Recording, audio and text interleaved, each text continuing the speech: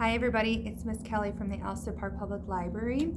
I hope you have your hot cocoa and your popcorn with you because tonight we're going to start reading The 100 Dresses by Eleanor Estes. I hope you enjoy this. I will be reading it in probably 10-minute sessions, and then you will continue to, I will continue to read it to you, and then we'll see where we end up at the end of the story. Okay, so let's get started. Chapter 1, Wanda. Today, Monday, Wanda Petronsky was not in her seat, but nobody, not even Peggy and Madeline, the girls who started all the fun, noticed her absence. Usually Wanda sat in the next to the last seat in the last row in room 13. She sat in the corner of the room where the rough boys who did not make good marks on the report cards sat. The corner of the room where there was most scuffling of the feet, most roars of laughter when anything funny was said, and most mud and dirt on the floor. Wanda did not sit there because she was rough and noisy. On the contrary, she was very quiet and rarely said anything at all. And nobody had ever heard her laugh out loud. Sometimes she twisted her mouth into a crooked sort of smile, but that was all.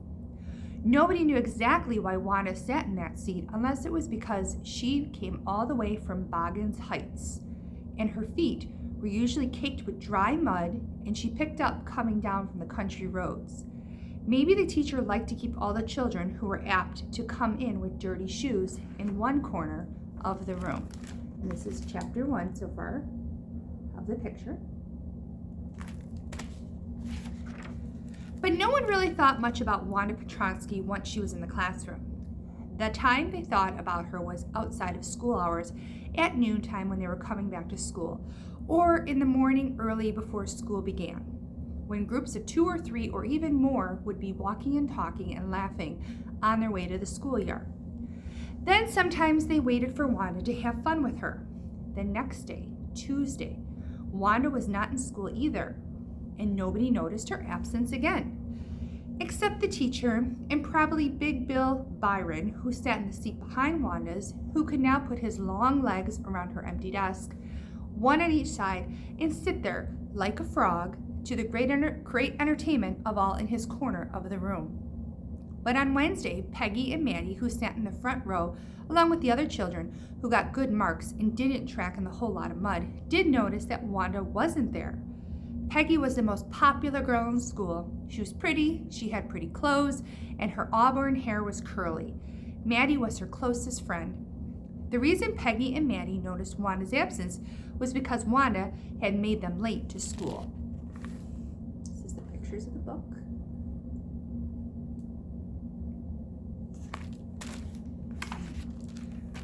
They had waited and waited for Wanda to have some fun with her, but she hadn't come.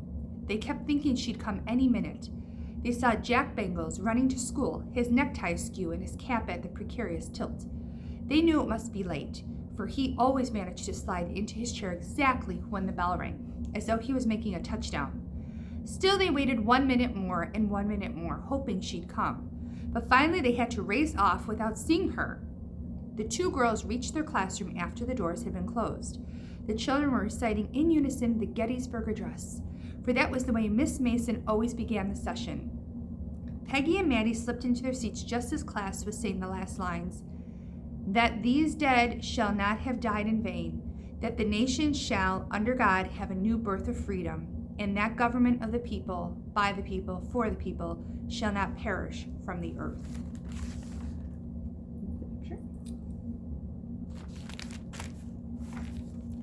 Chapter 2, The Dresses Game.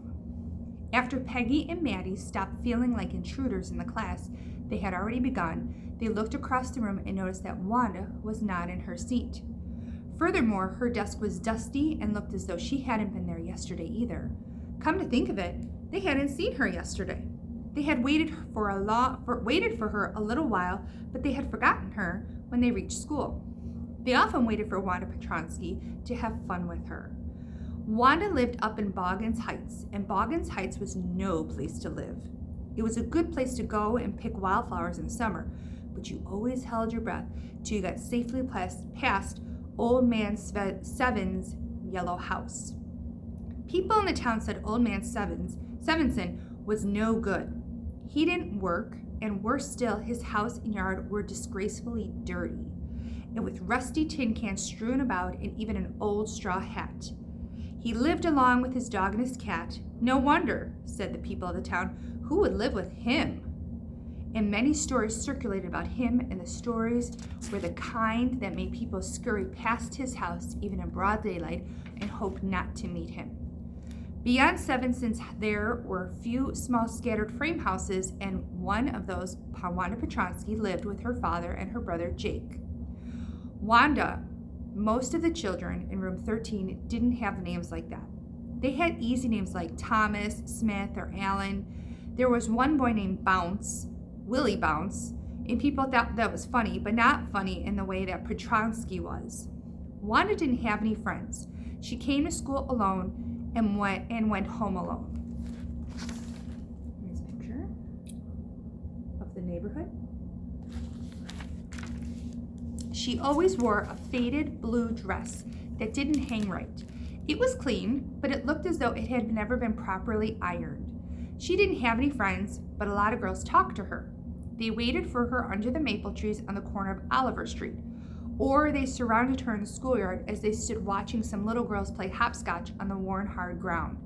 Wanda, Peggy would always say in the most courteous manner, as though she were talking to Miss Mason or the principal perhaps. Wanda, she'd say, giving one of her friends a nudge, tell us, how many dresses did you say you had hanging up in your closet? 100, said Wanda. 100, exclaimed all the girls, and the little girls would stop playing hopscotch and listen.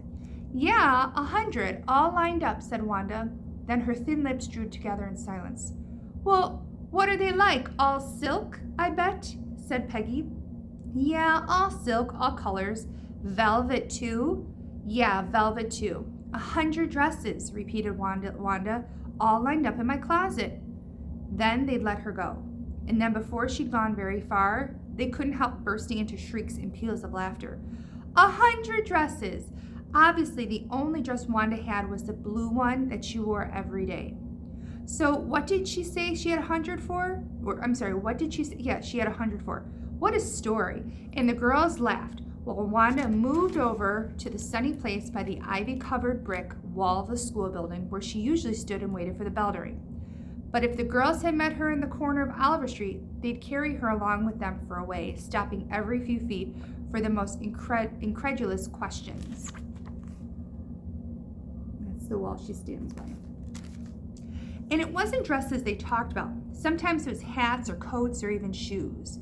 How many shoes do you have? How many shoes did you say you had? 60? 60 pairs or 60 shoes? 60 pairs, all lined up in my closet. Yesterday you said you had 50. Well, now I got 60. Cries of exaggerated politeness greeted this. All alike, said the girls. Oh no, every pair is different, all colors, all lined up. And Wanda would shift her eyes quickly from Peggy to a distant spot as though she was looking far ahead, looking but not seeing anything. Then the outer fringe of the crowd of the girls would break away gradually, laughing, and little by little in pairs the group would disperse. Peggy, who had thought up this game, and Maddie, her inseparable friend, were always the last to leave. And finally, Wanda would move up to the street, her eyes dull and her mouth closed tight, hitching her left shoulder every now and then in the funny way she had finishing the walk to school alone. Peggy was not really cruel. She protected small children from bullies. And she cried for hours if she saw an animal being mistreated. But if anybody had said to her, "Don't you think this is a cruel way to treat Wanda?" she would have been very surprised. Cruel? What did the girl want to go and say that she had 100 dresses for? Anybody could tell that was a lie. Why did she want to lie? And she was just an ordinary person. Why else would she have a name like that? Anyway, they never made her cry. As for Maddie, this business of asking Wanda every day how many dresses and how many hats and how many this and that had bothered her. Maddie was poor herself. She usually wore somebody's hand-me-down clothes. Thank goodness she didn't live up on Boggin's Heights or have a funny name. And her forehead didn't shine the way Wanda's round one did. What did she use it on? That's what all the girls wanted to know.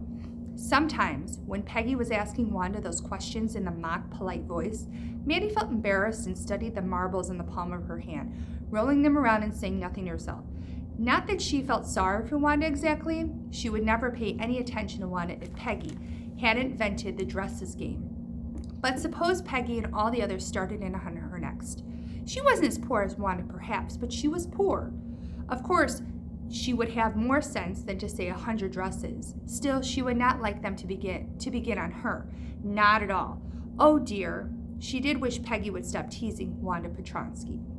And I'm going to stop here, and I will continue reading the next book, or next chapter, in the next video. Okay, hope you enjoyed it, and keep listening on the next video, okay? Have a good one. Bye-bye.